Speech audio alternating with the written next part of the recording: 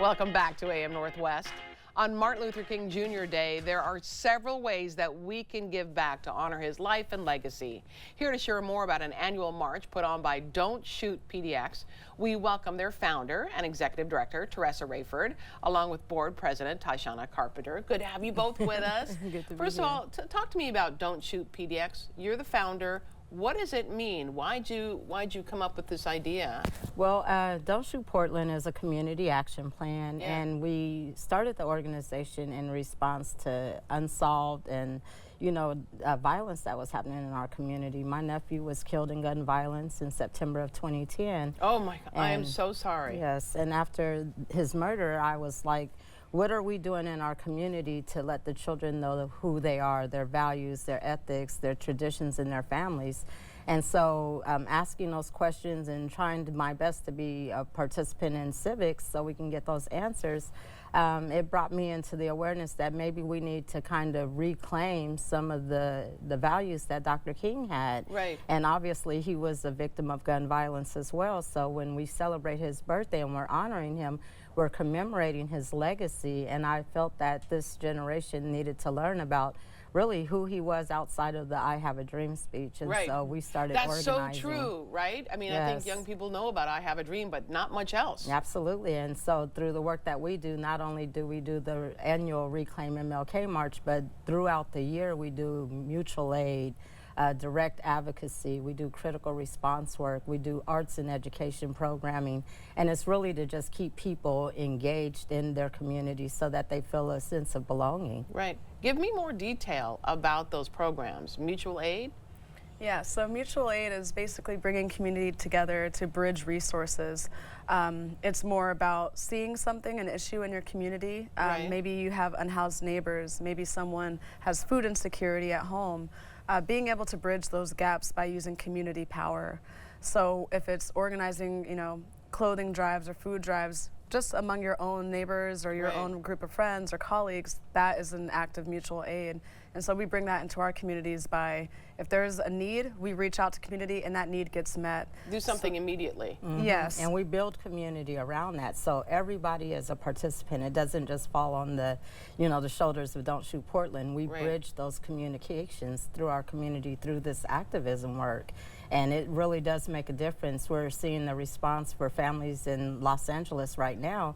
And I was explaining to my daughter earlier, I said a couple of years ago, people weren't that empathetic. We would wait on FEMA, we would wait on these big charitable organizations, but now you have all these listservs with all these GoFundMes, and you have all these people in communities and small businesses coming together to respond to the needs of their communities. And I think that that is part of the dream that Dr. King mentioned when he talked about the I Have a Dream, during the August, event at the March on Washington. So remembering that, resharing that, inspiring the kids through like books and art so that they have a feeling of that and so that they can express that. That's literally the focus of Don't Shoot Portland and the work that we do. And Taishona, the actual march is a way to get people involved, right? And learn more about Don't Shoot Portland. Absolutely. And the march, again, we're going to meet at Peninsula Park, and everyone kind of gathers, same, favorite park in Portland. But everyone sort of gathers, and whether they come alone or they come with friends, I've seen people meet one another, realize that they are, they have more in common than they think, and they leave that march understanding more of what they can do in their communities every day.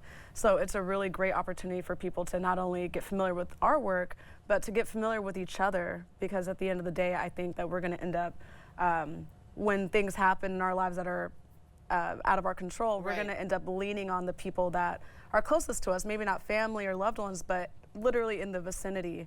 So this is a great way for people to just be connected over similar issues of caring. It starts at 1 o'clock at Peninsula Park, and how far and where do you go?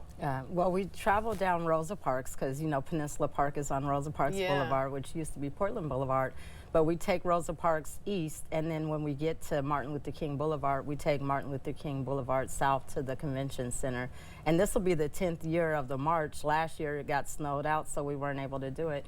But this will be the 10th year that we've done this organized event, and because we're doing all these different programs, and because of everything that's happening in the world this year, we have partnerships with like Next Up Oregon and ACLU and T. Mayfield and Associates. So we're going to have like civil rights attorneys just talking to people about things that they might feel anxious about.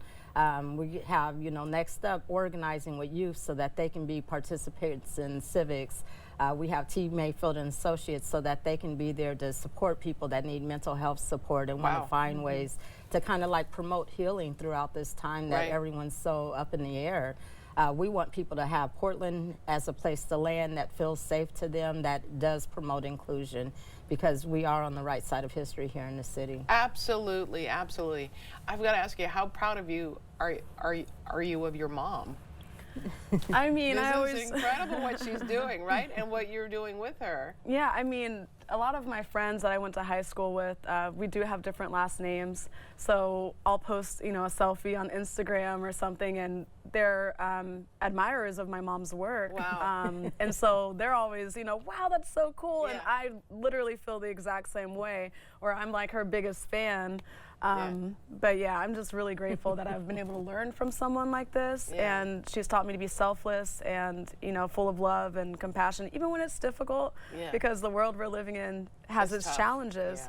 But I think the power of care is extremely powerful, and I think if people can tap into that, they'll realize that we're literally just looking for support from each other. Absolutely. We want to tell everyone that the march is on Monday at 1 o'clock.